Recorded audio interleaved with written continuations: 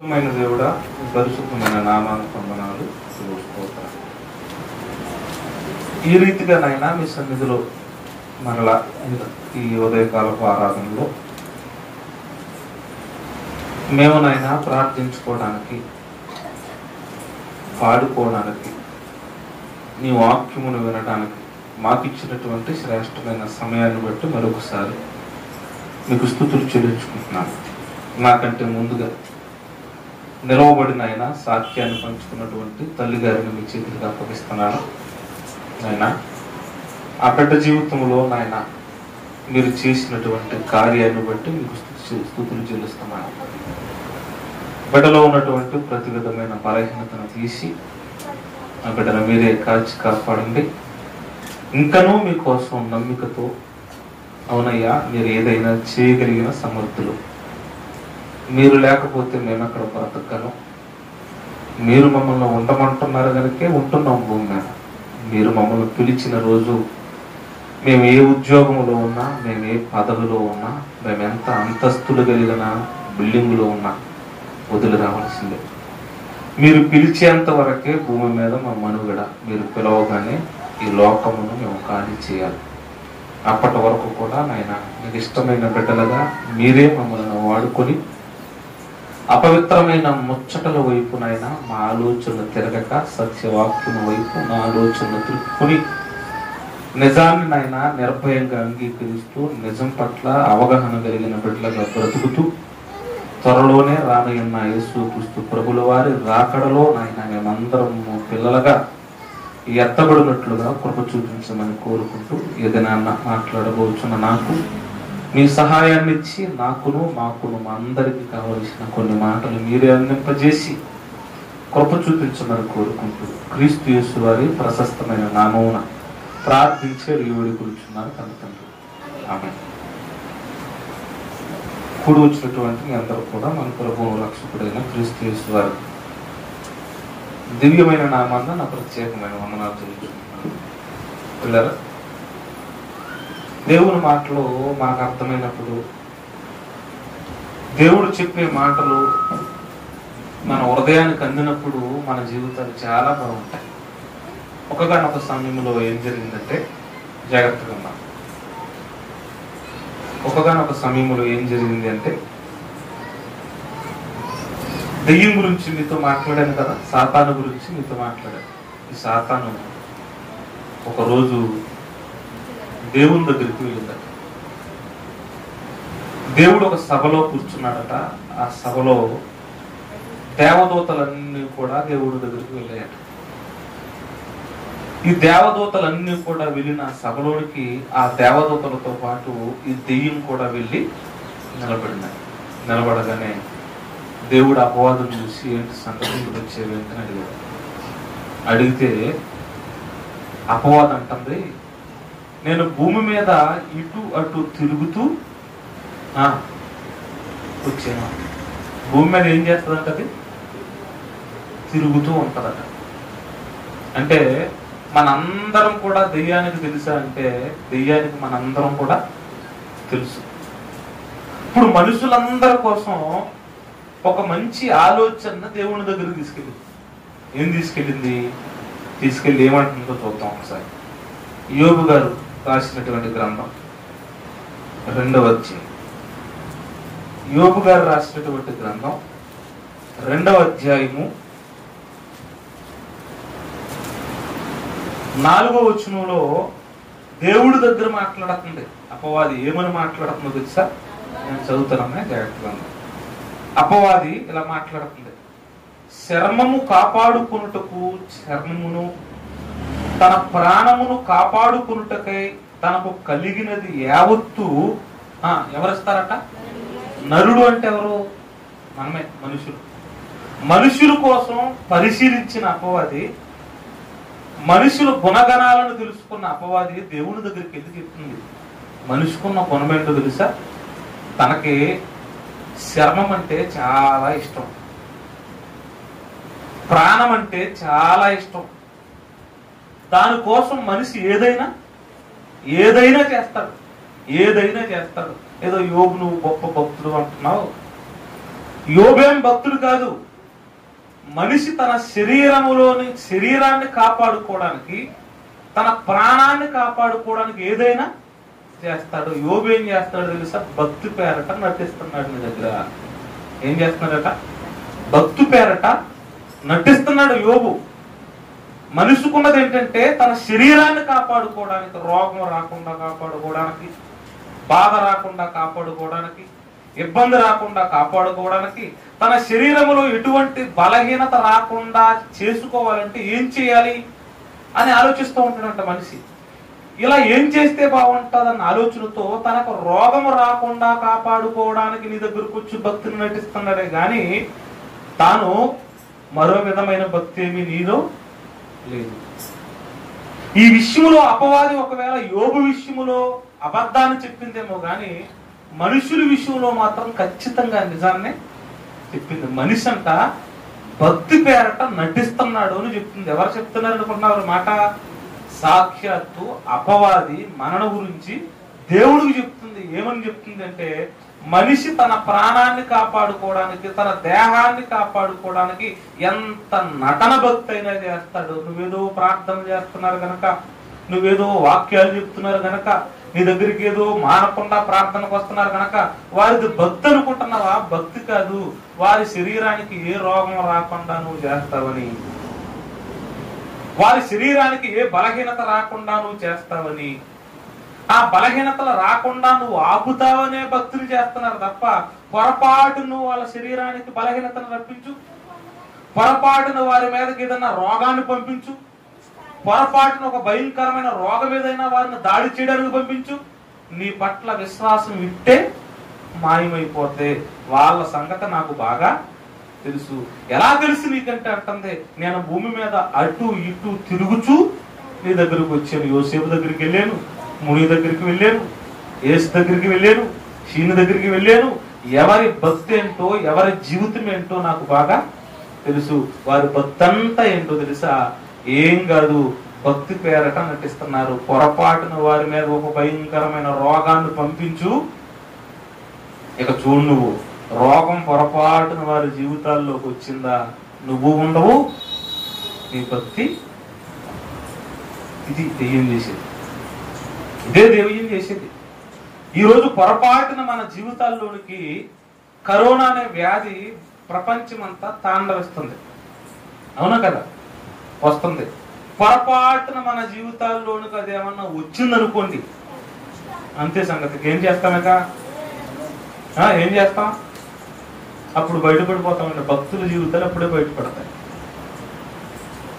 ఈ కరోనా వ్యాధి వచ్చి పాస్టర్స్ చనిపోయిన వాళ్ళు ఉన్నారు, మీకు తెలీదు. పాస్టర్స్ చనిపోయిన వాళ్ళు ఉన్నారు అంటే వాళ్ళ పాపులని చెప్తామా? వాళ్ళ పరిశుద్ధత లేదని చెప్తావా?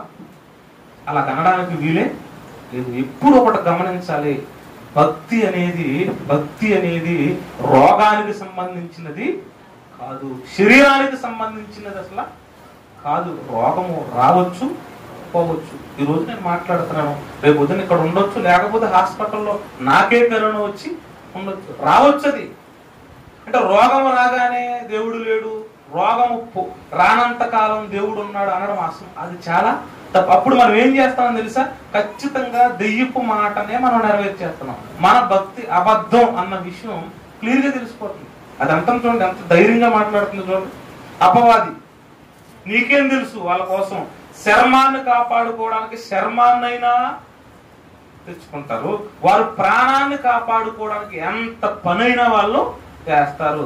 ప్రాణం మీదకు వచ్చినప్పుడు ఉపవాసం ఉండమన్నా ఉంటారు, 3 రోజులు ఉండమన్నా ఉంటారు, 4 రోజులన్నా ఉండమంటా ఉంటారు, 5 రోజులు ఉండమన్నా ఉంటారు.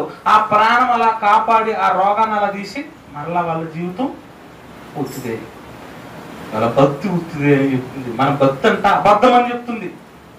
మన జీవితంలో కనపరుస్తున్న అబద్ధం ఒట్టి మాటలని చెప్తుంది. నిజంగా ఈ రోజు కూడా కరోనా వస్తున్నప్పుడు ఎవరు భయపడకూడదంటే అసలు క్రైస్తవులు భయపడకూడదు. అది రావచ్చు, వస్తే భక్తి పోగొట్టేసుకుంటామా? వస్తే భక్తి జీవితాన్ని వదిలేసుకుందామా? వస్తే దేవుణ్ణి వదిలేసుకుందామా? దెయ్యపు మాట నెరవేరినట్టే. అంటే నీకు రోగం రానంది చెప్పే దేవుడు, రోగం వస్తే వద్దా? రోగం కోసం వస్తున్నావా? రోగం పోవాలనే వస్తున్నావా? రోగం వచ్చినా రోగం రాకపోయినా ఏదో ఒక రోజు మన జీవితాల్లోంచి ఏమి వెళ్ళిపోతుందో తెలుసా? ప్రాణం వెళ్ళిపోతుంది. బైబిల్ గ్రంథంలో మనం నేర్చుకోవాల్సిన ఒక శ్రేష్టమైన విషయాన్ని ఈ రోజు నేను చెప్తాను త్వరగా. సమయం ఇప్పుడే 12 అయింది. మనిషట ప్రాణాన్ని కాపాడుకోవడానికి చూస్తున్నాడట. ప్రాణాన్ని కాపాడుకోవడానికి చూస్తున్నాడని ఎవరు చెప్తున్నారు? చెప్పండి కదా. అపవాది చెబుతుంది. అంటే ప్రాణం యొక్క తీపిని మనుషులో పెట్టింది ఎవరై ఉంటారు?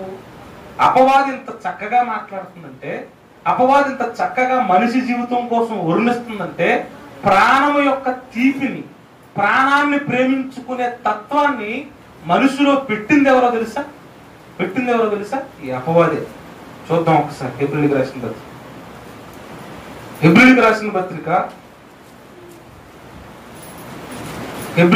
పత్రిక 2వ అధ్యాయము. హెబ్రీయులకు రాసిన పత్రిక 2వ అధ్యాయము 14వ వచనం చదువుదాం. హెబ్రీయులకు రాసిన పత్రిక 2వ అధ్యాయం 14వ వచనం చదువుదాం. కాబట్టి ఆ పిల్లలు రక్త మాంసములు గలవారైనందున ఆ ప్రకారమే, ఒకసారి జాగ్రత్త చదువుదాం, మరణము యొక్క బలము గలవానిని అనగా అపవాదిని మరణము ద్వారా నశింపజేయుటకు జీవిత కాలం అంతా, మన జీవితం ఉంది కదా భూమి మీద, 60 బ్రతుకుతాము, 70 బ్రతుకుతాము, 50 బ్రతుకుతాము. జీవిత కాలం అంతా మరణ భయము చేత దాస్యమునకు లోబడిన వారు. ఏ దాస్యములో ఉన్నవారంటే ఐగుప్తీల దాస్యములో ఇశ్రాయేలులు ఉండడం ఒక వింత అయితే, ఒకనాడు మన దేశము కూడా బ్రిటిష్ వాళ్ళ చేతుల్లో దాస్యాన్ని అనుభవించింది. బానిసత్వం. దాస్యం అంటే ఏంటి తెలుసా? బానిసత్వం. మనిషి జీవితాన్ని ఒక బానిసత్వములోనికి దెయ్యం నెట్టేసిందట. మనిషిని ఒక బానిసిగా మార్చేసిందట. ఒక దాస్యత్వములోనికి మనిషిని తీసుకువెళ్ళిపోయిందట. ఏంటా దాస్యత్వం అంటే? చెప్తున్నాడు ఏంటట? జీవిత కాలమంతయు మరణ భయము అనే దాస్యములోనికి మనిషిని తీసుకెళ్లిపోయింది. ఏ భయం అట మనిషికి? మరణ భయం. ఈ మరణ భయము ఉన్నది కనుకే ఈరోజు అన్ని కూడా జరుగుతున్నాయి. ప్రతి మనిషికి కూడా ఏ భయం ఉందంటే మరణ భయం ఉంది. రోగం వచ్చినా, ఇంకోటి వచ్చినా, రోగం వచ్చినప్పుడు మాత్రమే దేవుణ్ణి సందర్శిస్తున్నాడంటే, రోగం తగ్గిన తర్వాత దేవుణ్ణి విడిచిపెట్టేస్తాడంటే మనిషికున్నది ఏ భయము? మరణ భయం. ఈరోజు మనందరం మనిషి గురించి ఒక పాఠాన్ని చెప్తున్నాడు యేసయ్య. 12వ అధ్యాయము 16వ వచనం నుండి ఆయన చెప్తున్న మాటల్ని జాగ్రత్తగా చదువుదాం. మరియు ఆయన వారితో ఈ ఉపమానం చెప్తున్నాడు. ఎవరితో? 13వ అధ్యాయం 1వ వచనం. ఆ జన సమూహములలో ఒకడు, అంటే అక్కడ ఎవరున్నారు? జన సమూహం ఉంది. ఎవరున్నారు అక్కడ? జన సమూహం ఉంది. జన సమూహానికి ఒక ఉదాహరణ చెప్తున్నాడు. మనిషి పరిస్థితి ఎలా ఉందంటే, మనిషి జీవితం ఎలా ఉందంటే అని మాట్లాడుతూ 12వ వచనం నుండి 16వ వచనం చెప్తున్నాడు. మరియు ఆయన వారితో ఈ ఉపమానము చెప్పాను. ఒక ధనవంతుడు భూమి సమృద్ధిగా పండింది. అప్పుడు అతను తన పంటంతటిని సమకూర్చుకున్నటకు నాకు స్థలము సాలదనుకుని పెద్ద గోడౌన్స్ కట్టించుకున్నాడు. గోడౌన్స్ కట్టించుకుని ఇలాగ చెప్తున్నాడట, నా కొట్లు విప్పి వాటికంటే గొప్ప వాటిని కట్టించి అందులో ఈ ధాన్యం అంతటిని, ఈ ఆస్తి అంతటిని కూర్చుకున్న తర్వాత అప్పుడు నేను ఈ మాట చెప్తాను. ఏ మాట చెప్తాను? నా ప్రాణమాత. ఇతను కూడా దేవుని గురించి ఆలోచిస్తున్నాడు. ప్రాణపిచ్చి మనిషికి పిచ్చుని తెలుసా? యేసయ్య చెప్తున్నాడు, నా ప్రాణముతో ప్రాణమా, అనేక సంవత్సరములకు విస్తారమైన ఆస్తి నీకు సమకూర్చబడి ఉన్నది, సుఖపడు, తిను, త్రాగు, సంతోషం. అంటే ప్రాణానికి ఇప్పుడు ఏం కావాలన్నమాట? సుఖం ఉండాలి, సంతోషం ఉండాలి, త్రాగాలి, తినాలి. తప్ప ఈ ప్రాణానికి దుఃఖం గాని, బాధ గాని, రోగం గాని వస్తే ఇతను అసలు సహించడు. దెయ్యము ఏ మాటనైతే మనిషి కోసం చెప్పిందో అదే మాటను యేసయ్య చెప్తున్నాడు. మనిషికున్న అపారమైన పిచ్చ ఏంటో తెలుసా? ప్రాణపిచ్చ, ప్రాణ భయం. దీనికి ఏదన్నా జరిగితే మనిషి భరించలేడు. దీనికి ఏదైనా జరిగితే మనిషి ఆపుకోలేడు. ఆ బాధని వ్యక్తపరుచుతాడు. దాన్ని పోయేంత వరకు కూడా ఏడుస్తూనే, బాధపడుతూనే ఉంటాడంటే మనిషి నా దగ్గరికి ఎందుకు వస్తాడంటే అందరూ కూడా రోగాల కోసమే వస్తున్నారు, బాధల కోసం వస్తున్నారు, ఇబ్బందుల కోసమే వస్తున్నారు, వీటిని నేను ఇస్తాను, కానీ వీటి కోసమే మీరు వస్తున్నారంటే వీటిని నేను ఇవ్వకపోతే మీరు నా దగ్గరికి రారు. ఎంత భయంకరమైన మనిషి జీవితం, ఎంత భయంకరమైన పరిస్థితుల్లోకి దెయ్యం నెట్టేసింది మనిషి. మనిషిని పూర్తిగా ప్రాణం అనే పిచ్చలోనికి నెట్టేసింది. మరణం అనేసరికి భయం భయం భయం. నా ప్రాణం పోద్దు కాబట్టి నేను దేవుని దగ్గరికి వెళ్ళాలి, నా జ్వరం పోవాలి కాబట్టి నేను దేవుని దగ్గరికి వెళ్ళాలి, దేవుని సన్నిధికి వెళ్ళాలి. అంటే దేవుడు నువ్వు ఎందుకు ఆశ్రయిస్తావో తెలుసా? నీ శరీరంలో ఏదన్నా ఇబ్బంది వచ్చినప్పుడు మాత్రమే ఆశ్రయించు. ఇబ్బంది లేనప్పుడు అసలు దేవుని దగ్గరికి వెళ్ళవలసిన అవసరతే. ఒక మనిషి అంటున్నాడు, మనకేం ఇబ్బంది ఉందని యేసయ్య దగ్గరికి వెళ్దాం అంటున్నాడు. మనకేం ఇబ్బంది ఉంది, మనకేం కొరత ఉందని దేవుని దగ్గరికి వెళ్దాం అంటే మనిషిలో ఒక విషయాన్ని నాటేసింది ఏంటి? ఏదైనా ఇబ్బంది ఉంటేనే నువ్వు యేసయ్య దగ్గరికి వెళ్ళు, ఏదైనా కొరత ఉంటేనే నువ్వు యేసయ్య దగ్గరికి వెళ్ళు. కొరత లేకపోతే యేసయ్య అవసరం లేదు, ఇబ్బంది లేకపోతే యేసయ్య అవసరం లేదు. అంటే మనిషిని ఒక మాయలోనికి దెయ్యం నడిపించేసినట్టుగా బైబిల్ గ్రంథం చెప్తుంది. దేవుడు అంటున్నాడు, ప్రాణము గురించి నువ్వు భయపడుతున్నావు కనుక ఇదిగో ప్రాణ భయమును పోగొట్టడానికి నేను భూమి మీదకి వస్తున్నాను. చదువుతాం మాట. ఎబ్రిలికి రాసిన పత్రిక 11వ అధ్యాయము. ఎబ్రిలికి రాసిన పత్రిక 2వ అధ్యాయం, క్షమించండి 2వ అధ్యాయము 15వ వచనం. కాబట్టి ఆ పిల్లలు రక్త మాంసము గలవారైనందున ఆ ప్రకారమే మరణము యొక్క బలము గలవానిని అనగా అపవాదిని మరణము ద్వారా నశింపజేయటానికి జీవితకాలం అంతయు మరణ భయము చేత దాస్యమునకు లోబడిన వారిని ఇదిగో విడిపించడానికి నేను వచ్చాను. ఈ భయాన్ని పోగొట్టడానికి నేను వచ్చాను. మనిషికి ప్రాణ భయం పోవాలి, అప్పుడు గాని మనిషిలో మార్పు రాదు. తెలుసా? ప్రాణ భయం పోవాలి. ఎప్పుడు మీకు ఆ మాటను ఇక్కడ పెట్టాలని చూసాం, మీ అందరికి కనపడాలని. ఆ ప్రార్థన భవిష్యత్తులో మన జీవితంలోకి రావాలన్నదే నా ఉద్దేశం. ఆ మాటలో ఉన్న సారమేంటి తెలుసా? దేవుని చిత్తమును తెలుసుకున్నటకు ప్రార్థన చేయటమే పరిపక్వం చెందిన క్రైస్తవ జీవితం. ఎప్పుడైతే మనిషి భక్తి అన్న విషయం మనిషికి అర్థమైతేనే ఆ ప్రార్థన మనం చేయగలం. దేవుని చిత్తం ఏంటంటే, దేవుడి యొక్క ఆలోచన ఏంటంటే, మనిషి ఎప్పటికైనా సరే ప్రాణ భయము నుండి విడుదల పొందాలి. ఎందుకు వచ్చాడండి యేసయ్య తెలుసా?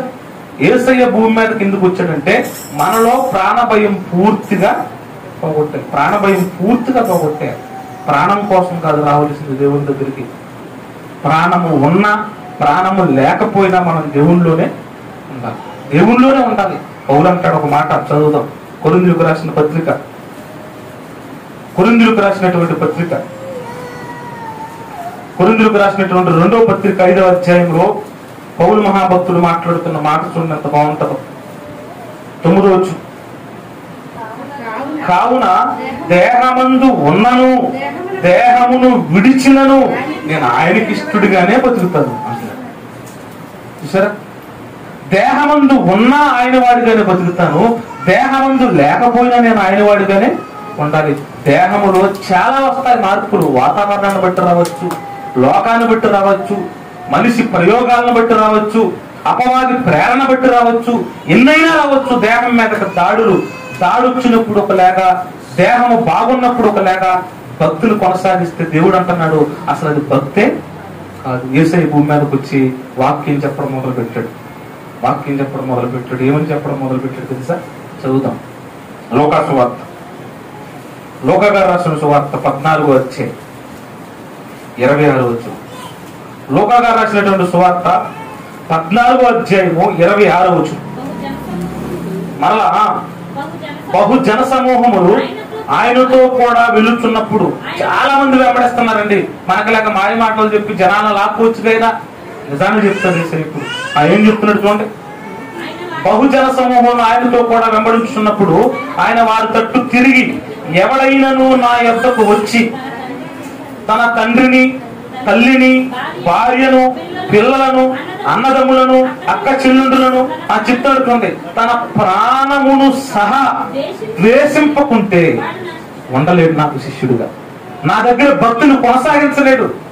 మనిషి ప్రాణాన్ని కూడా ద్వేషించగలిగే స్థితిలోకి వెళ్ళినప్పుడే ఆ మనిషి క్రీస్తు యేసునకు శిష్యుడుగా కొనసాగగలడు, లేకపోతే కొనసాగే అవకాశం ఉండనే. మనిషి ఎంత మంచి భక్తులోనికి వెళ్ళాలో చెప్తున్నాడు. మంచి విషయం చెప్తారు, మీరు జాగ్రత్తగా వింటే చాలా మంచి విషయం. యేసుక్రీస్తు వారి యొక్క ఆలోచన భూమి మీదకి వచ్చిన తర్వాత ఆయన చేసిన సువార్త విధానం కూడా చెప్తున్న మాట ఏంటి తెలుసా? ప్రాణమును ద్వేషించాలి అంటున్నారేంటి? అప్పటిదాకా మనిషికి పెరిగిపోయిందేంటో తెలుసా? అపవాది మనిషి హృదయంలో నింపేసిందేంటో తెలుసా? ప్రాణం మీద ఇష్టాన్ని పెంచేసింది. అందుకే ఈ ప్రాణాన్ని కాపాడుకోవడానికి ఇల్లు, ఈ ప్రాణాన్ని కాపాడుకోవడానికి వస్త్రాలు, ఈ ప్రాణాన్ని కాపాడుకోవడానికి లోకం, ఈ ప్రాణాన్ని కాపాడుకోవడానికి ప్రయోగాలు, ఈ ప్రాణాన్ని కాపాడుకోవడానికి మనిషి ఏది చేసినా ఏం చేస్తున్నాడు తెలుసా? ప్రాణమును కాపాడుకోవడానికి ప్రయత్నం చేస్తున్నాడు. అయితే ప్రాణమును ద్వేషించేలా మనిషిని చేయాలనుకున్నాడట. ఎందుకు ప్రాణాన్ని ద్వేషించేలా చేయాలి చెప్తాను. ఈ మాటను చెప్పిన తర్వాత శిష్యులందరూ కూడా ఆ వాక్య భావము వారికి అర్థమైంది, ఆ జీవితాలకు తెలిసింది. వారి మనోనేత్రాలు తెరవబడిన తర్వాత శిష్యులు చాలా మంది 12 మంది శిష్యులుగా యేసయ్యకు దొరికిన తర్వాత వారందరిని రెడీ చేసి వారితో యేసయ్య చెప్తున్న మాట ఏంటి తెలుసా? మత్తయి గారు రాసినటువంటి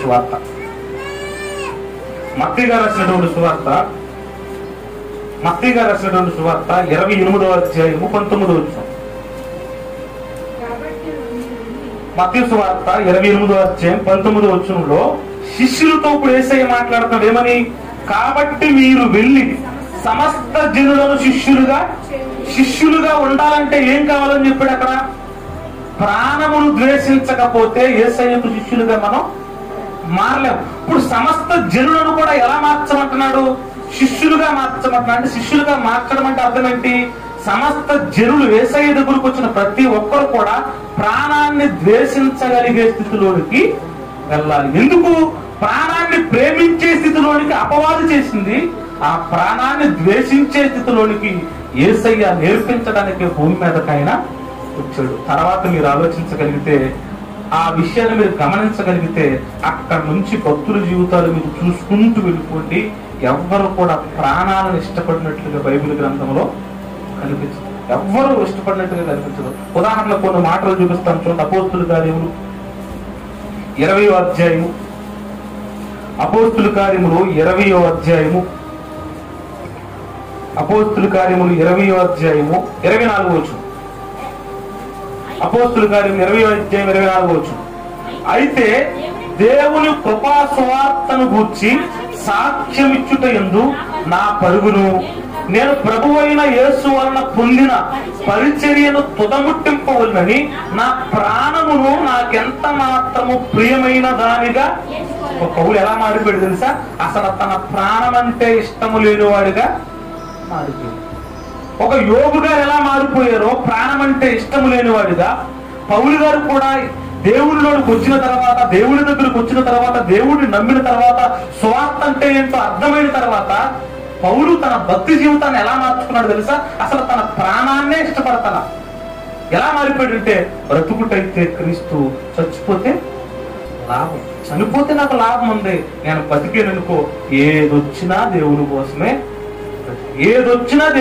బ్రతికేస్తాను. లోకంలో ఉన్నామనుకో ప్రాణం మీదే తీరుకుంటది. నేను ప్రాణాన్ని కాపాడుకోవాలనుకుంటావు. విచిత్రమైన తెలుసా? నువ్వు ఎంత కాపాడుకున్న ప్రాణాన్ని నువ్వు కాపాడుకునే ఛాన్స్ నీలో నా దగ్గర లేదు. ఎలాగైనా పోదా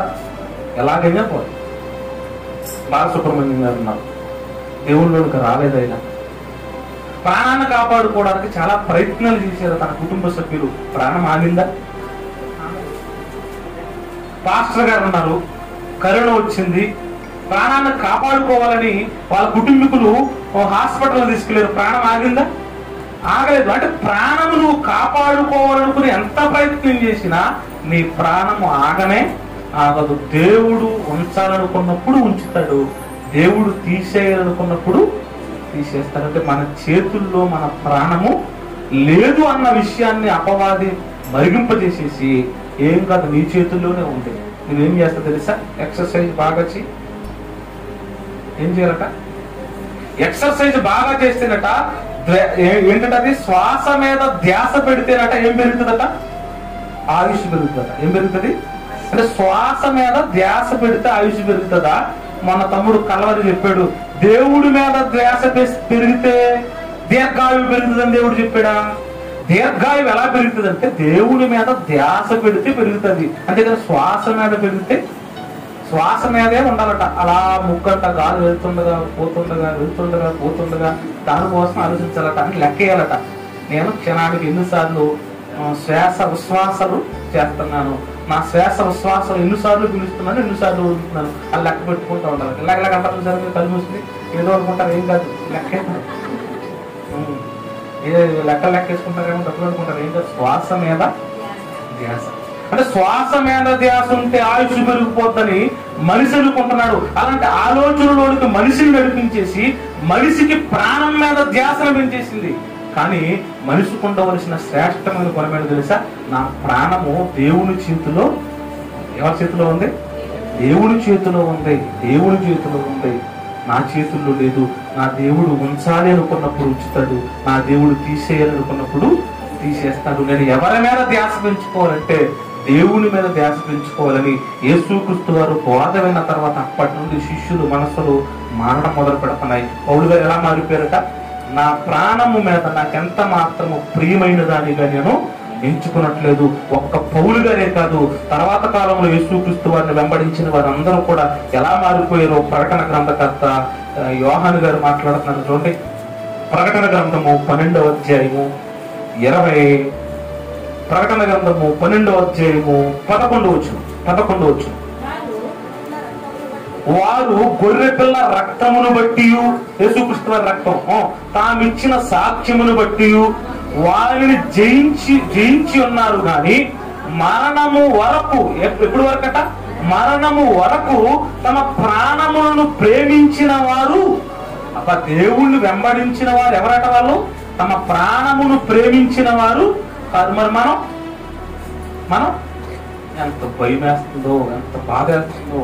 రోగం వచ్చినప్పుడు జాగ్రత్తలు తీసుకోవడం తప్పు కాదు. శానిటైజర్ వాడటం, మాస్క్ పెట్టుకోవడం, కావలసిన టాబ్లెట్స్ వేసుకోవడం, ఇవి తప్పు కాదు. కానీ దేవుడి మీద ఆధారపడాలి. ఏంటంటే ఒకవేళ ఉన్నాననుకో దేవుడి కోసం పనిచేస్తాను, లేననుకో దేవుడి దగ్గరికి నేను వెళ్ళిపోతాను. ఇలాంటి మంచి ఆలోచనలోకి మనం నడిపింపబడాలి. ఇలాంటి మంచి ఆలోచనలోకి మనం వెళ్ళగలగాలి. ఇలా వెళ్ళకుండా మన ప్రాణం మీదే తీపి పెరుగుతుందంటే అర్థం ఏంటో తెలుసా? అపవాది మనకు ప్రాణ భయాన్ని పెట్టేసింది. ప్రాణభయం ఉండకూడదు. ఎందుకంటే ప్రాణభయాన్ని తీయడానికి యేసయ్య వచ్చి ప్రాణభయాన్ని తీస్తూ ఆయన ఏం చేశాడు తెలుసా? శిలువ మీద కఠినముగా చంపబడి, కఠినముగా కొరడాలతో కొట్టబడి, భయంకరమైన వేదనలో చంపబడిన ఆయన 3వ దినాన్న సమాధిని తీర్చుకుంటూ బయటికి వచ్చేసాడు. చెబుతున్నాడు ఏంటో తెలుసా? ఎందుకో ప్రాణం కోసం భయపడుతున్నావు, నువ్వు చనిపోయిన తర్వాత కూడా మరలా బ్రతుకుతావు. ఎంత మంచి ఆలోచన అండి!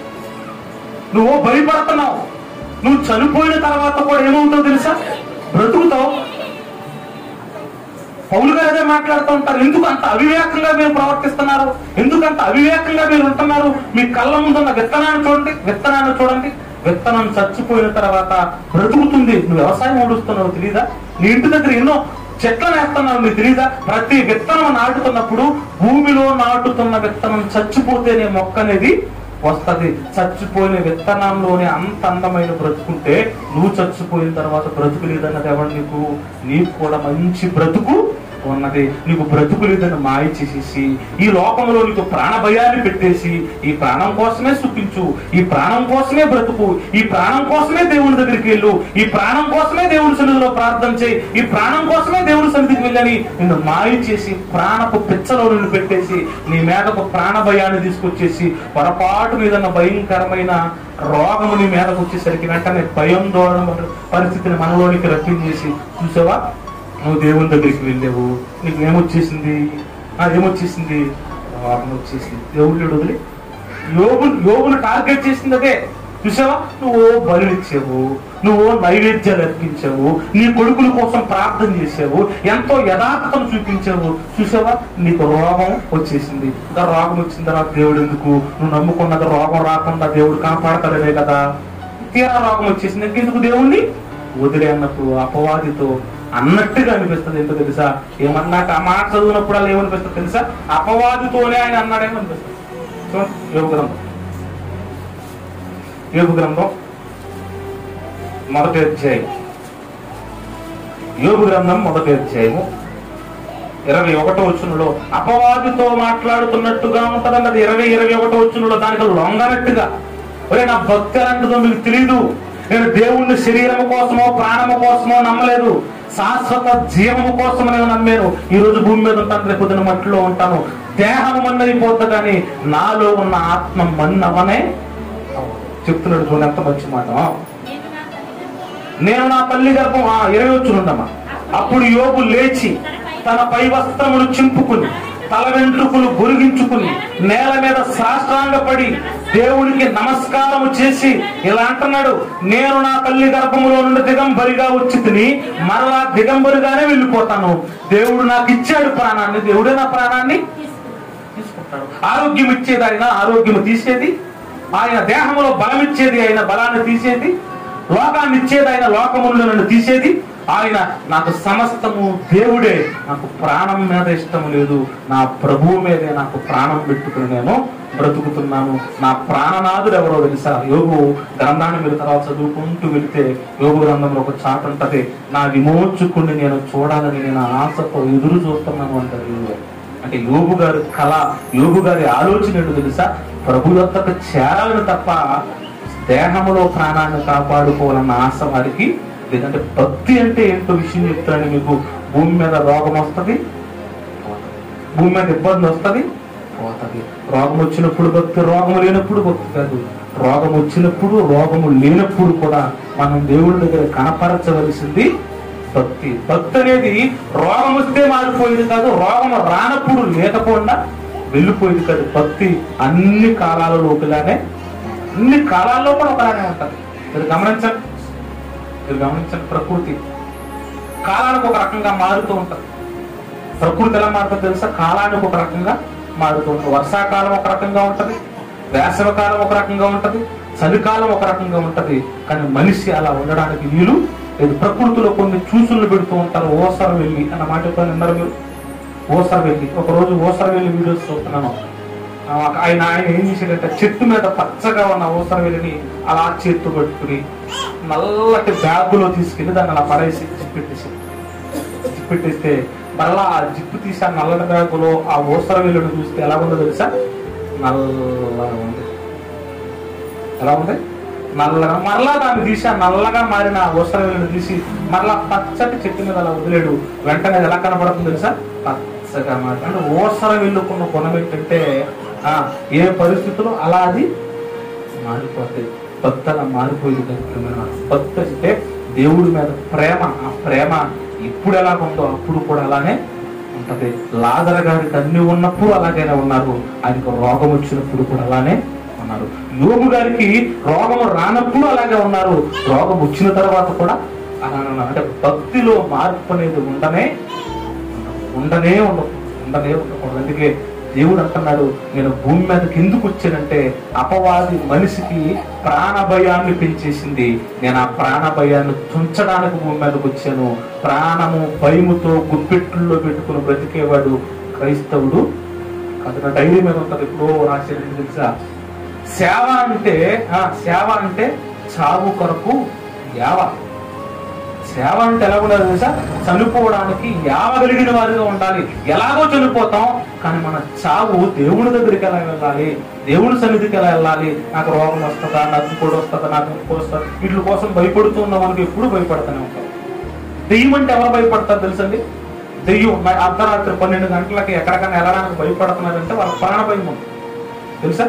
దెయ్యానికి భయపడే వారందరికీ ప్రాణ భయం ఉన్నట్టే. కానీ దెయ్యానికి చాలా మంది భయపడరు, హాయిగా వినిచేస్తాం. వాళ్ళకి ఏం లేదు, ఉంటే ఉంటాం ఇక్కడ, లేకపోతే మరొక స్థలంలో ఉంటాం. జీవితం మాత్రం ఉంది, ఇక్కడ మాయమైపోతే ఇక్కడ లేవనుకుంటున్నారని ఏమీ లేదు. ఇక్కడ చనిపోయిన తర్వాత ఉన్న జీవితమే అందమైన జీవితం. నిజంగా ఒడ్డు కింద అందంగా ఉంటుందా? ఒడ్డు కింద నుండి వస్తున్న మొక్క అందంగా కనపడుతుంది. ఫోటో ఎక్కడ దిగుతారు చెప్పండి మీరు? ఒడ్డు కింద పెట్టుకుని ఫోటో దిగుతారా, చేరు దగ్గరికి దిగుతారా? చెప్పాలి కదా. అంటే చేనంత అందంగా ఉంది చూసారా? అంటే గింజ కంటే గింజ నుండి వచ్చిన మొక్కే అందంగా ఉంది. మామిడికైతే ఫోటో దిగుతాం, మామిడి చెట్టు కింద నిలబడి ఫోటో దిగుతాం మనం. చెట్టు అందంగా ఉంటది. అంటే విత్తనము కంటే దాని నుండి వస్తున్నటువంటి మొక్కే అందమైంది, అలాగే ఈ బ్రతుకు అందమైంది అనే నీ ఆలోచనలో అపవాదుని పెట్టింది. ఇది అందమైంది కాదు, ఇది భూమిలో పెట్టిన తర్వాత యేసయ్య అలా సమాధిలోంచి అలా తెలుసుకుని వస్తా ఉంటున్నట, తలుపుల్లోంచి వెళ్ళిపోతున్నాడట. ఎలా వెళ్ళిపోతున్నాడు? తలుపుల్లోంచి వెళ్ళిపోతున్నాడు. తలుపుల్లోంచి వెళ్ళిపోతున్నాడు. ఎంత మాయిచ్చుంటే మేఘాల మీద వెళ్ళిపోతున్నాడు, మేఘాలు ఎక్కేస్తున్నాడు, శిష్యులు ఎక్కడుంటే అక్కడికి వెళ్ళిపోయి మాట్లాడుతున్నాడు. అంటే ఆ దేహము చాలా అద్భుతమైన దేహం, అది ఉత్తమమైన దేహం, అది మహిమా దేహం. ఆ బ్రతుకు మన జీవితాల్లోనికి రావాలంటే ఇక్కడ ప్రాణ భయం పోయి ప్రభు యొక్క భయం మన జీవితాల్లోనికి రావాలి. పాప భయం అనేది మన జీవితాల్లోనికి రావాలి. పాపము భయము, పాపానికి మనం భయపడవలసిన మనం ఈరోజు దేనికి భయపడుతున్నాం? ప్రాణానికి. అందుకే మీకు వాక్యపట్నంగా చదివించాను. చాలా మాటలు ఉన్నాయి, నేను చెప్తున్నా కానీ రోమిలికి రాసిన పత్రికలో వాక్యపట్నంగా చదివించిన మాటను ఒకసారి చూద్దాం. రోమిలికి రాసిన పత్రిక 2వ అధ్యాయం, రోమిలికి రాసిన పత్రిక 2వ అధ్యాయంలో భక్తుడైన పౌలు గారు రోమిలో ఉన్న సంఘాన్ని హెచ్చరించి చెప్తున్న మాట ఏంటో తెలుసా? అయితే భేదములు పుట్టించి సత్యమునకు లోబడక, అనగా దేవుని మాటలకు లోబడకుండా, ఇన్ని మాటలు నేను చెప్పానా? ప్రాణ భయం మనకు ఉండకూడదు, ప్రభు భయం ఉండాలని చెప్పానా? దేవుని మాటల కోసం ఎదురు చూడాలని చెప్తున్నానా? దేవుని లోకం కోసం ఎదురు చూడాలని చెప్తున్నా? ఈ భయం ఉండదా మనకి? లోబడమ్మా, అది చెప్తున్నాడు. సత్యమునకు లోబడక దుర్నీతికి లోబడు వారి మీదకి దేవుని ఉగ్రతయు రౌద్రము వచ్చును. దుష్కార్యము చేయు ప్రతి మనుష్యుని ఆత్మ కనడదంటే దేనికట? శరీరానికి కాదు. నువ్వు శరీరాన్ని కాపాడుకుంటున్నావు. నువ్వు దుష్కార్యం చేయడం వల్ల నీ ఆత్మకు నష్టం. ప్రతి మనుష్యుని ఆత్మకి ఏం జరుగుతుంది? మొదట యూదునికి, గ్రీసు దేశస్తులకు కూడా శ్రమ, వేదన కలుగుతుంది. ఆత్మ నాశనం అయిపోతే గుర్తుపెట్టుకోండి, చాలా బాధలోనికి వెళ్ళిపోతే ఆత్మ. శరీరాన్ని కాపాడుకోవడానికి ఎంతోపు శరీరం కోసమే దేవుని దగ్గరకు వస్తే, మళ్ళీ చెప్తున్నాను, మీ ఆత్మను రక్షించే మాటలను మీరు ఆలకించకుండా ఇంకా ప్రాణభయముతోనే ఇంకా బిక్కులాడుతూ శరీరం కోసం ఆలోచించాలనుకో, శరీరం నువ్వు ఎంత కాపాడుకున్నామని అయిపోతుంది. కానీ శరీరముతో నువ్వు చేసిన పాపానికి ఆత్మ సర్వనాశనానికి వెళ్ళిపోతే అక్కడ ఉండేది ఏంటో తెలుసా? శ్రమ, వేదన. శ్రమ కదా, అది కరోనా కంటే ఘోరం. అది కరోనా కంటే ఘోరం. ఇక్కడ కరోనా వచ్చిందనుకోండి, శరీరం కాస్తంత గర్భంలాడి చనిపోవచ్చు. అక్కడికి వెళ్ళిన తర్వాత అక్కడ పట్టే కరోనా మనిషిని కలకాలం వదలదట. దాని పేరు కఠినమైన నరకం. ఆ స్థితిలోనికి మన జీవితాలు వెళ్లకుండా ఉండాలి అంటే, మన బ్రతుకులు క్షేమమైన పరిస్థితుల్లోకి వెళ్ళిపోవాలంటే, దేవుడు అంటున్నాడు, నేను భూమి మీద కిందకు వచ్చాను తెలుసా, మనుషులు ప్రాణ భయాన్ని తీసేయడానికి. కరోనా వచ్చింది, రోగం తాండవిస్తుంది, ఏమో మనలో ఎవరికైనా రావచ్చు. దానికోసం పెద్ద బాధపడవలసిన అవసరం లేదు. ప్రార్థన చేసుకుని, దేవా కరోనా వ్యాధి నాకు వచ్చిందనుకో, నీ చిత్తమైతే దాని నుండి తగ్గించు, లేకపోతే దాని ద్వారానే నన్ను నాశనం చేయాలనుకున్నారనుకోండి, ఈ లోకములను నన్ను తీసుకుని వెళ్ళిపోవాలనుకుంటే నాయన నన్ను నీ వద్దకు చేర్చుకుంటే. కానీ కరుణాకు కాదు మనం భయపడవలసింది, కరుణ కలిగిన దేవునికి భయపడాలి. కరుణామైన దగ్గర చెంతకు వచ్చిన మనం మరలా ఆయన దగ్గరికి ఎలా వెళ్ళాలన్న ఆలోచనతో బ్రతకాలి తప్ప ఎప్పుడు కూడా ఈ భయం, ఎంత భయం పెరిగిపోతుందంటే కరోనా వస్తుంది, కరోనా వస్తుంది, కరోనా వస్తుంది అన్నప్పుడు బాగా, అంటే ప్రాణ భయం మనలో ఉన్నట్టుగా కనపడుతుంది. మీకు లేదు, నాకు లేదని చెప్పట్లేదు, కానీ ఈ రోజు దేవుడు అంటున్నాడు, అది నీలో ఉంటే నువ్వు నన్ను తెలుసుకోలేవు, నా కోసం ఆలోచించలేవు, నా దగ్గరికి రాలేవు, నా కోసం బ్రతకలేవు. ఆత్మ ఒకటి ఉంది ఈ శరీరంలో, అదేమో కుమిలిపోతుంది, అదేమో కుషించిపోతుంది. దానికి కావలసిన ఆహారం అందించట్లేదు, దానికి కావలసిన ఆత్మీయ స్థితిని పెంచట్లేదు. శరీరాని కోసం మాత్రం ఎన్ని చేస్తున్నాము, అన్ని శరీరం కోసమే, అన్ని శరీరం కోసమే. ఆత్మ కోసం ఇన్ని మాటలు రాశాడు. ఈ మాటలు ఆత్మకు పెట్టాలన్న ఆలోచన ఉండదు, పాటించాలన్న ఆలోచన ఉండదు. కానీ శరీరం కోసం ఇన్ని కోరికలు, ఆలోచన ఉంది, తాపత్రయపు గుణాలు పెరిగిపోతున్నాయి. ఈ రోజు దేవుడు చెప్తున్నాడు, ప్రాణ భయము కంటే ప్రభు భయము గొప్పది. ప్రాణ భయము కంటే పాపము చేయకూడదు అన్న భయమే గొప్పది. అలా మనం జీవించగలిగితే యేసయ్య వచ్చినప్పుడు యేసయ్యతో ఉంటాం.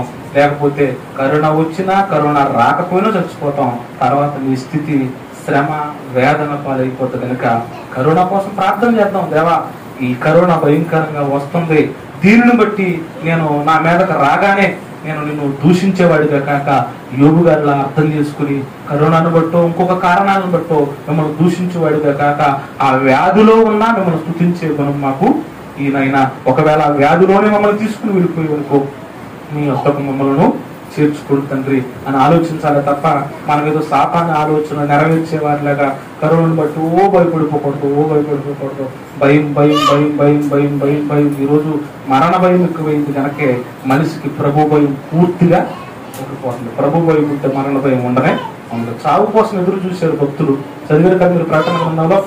వారంట ఎవ్వరు కూడా ప్రాణమును ఎంత మాత్రము ప్రియమైన దానిగా ఎంచుకున్నవారు కదా. మనం కొరడాలతో కొట్టేశారట.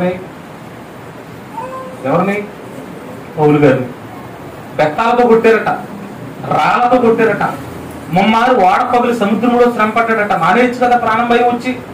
ఎందుకు బాధ నాకు, ముమ్మారు సముద్రంలో బాధపడ్డాను, మళ్ళీ సువార్త అవసరమా, మళ్ళీ ప్రార్థన అవసరమా, మళ్ళీ రాళ్ల దెబ్బలు అవసరమా, మళ్ళీ కొరడా దెబ్బలు అవసరమా, మళ్ళీ గాయాలు అవసరమా? ఆగిపోవచ్చు కదా. అది లేదు. ఎందుకంటే వాళ్ళకి ప్రాణుల మీద కంటే ప్రభువును చేరాలన్న ప్రశ్న ఎక్కువగా వారి హృదయాల్లో ఉంది. వారికి మన భక్తి జీవితానికి ఎంత తేడా ఉంది అంటే చిన్న చిన్న వాటికే భయపడిపోతూ ఉంటాం మనం. వాళ్ళని బెత్తాలతో కొట్టేసినా వచ్చి అంటున్నాడు. ఏమంటాడు తెలుసా? మనం అనేక శ్రమల నుంచి దేవుని రాజ్యానికి వెళ్ళాలంటాడు. ఈ మాటలన్నీ ఎప్పుడు అర్థమవుతాయో అర్థమైనప్పుడు మన జీవితాలు ధన్యమవుతాయి. ఆ రీతిగా మనల్ని దేవుడు కొనసాగించినట్లుగా చిన్న ప్రార్థన చేసుకుందాం. ప్రార్థన. మహాగణుడా, మహోన్నతుడు, పరిశుద్ధుడా, ప్రేమ కలిగిన దేవా, మీ పరిశుద్ధమైన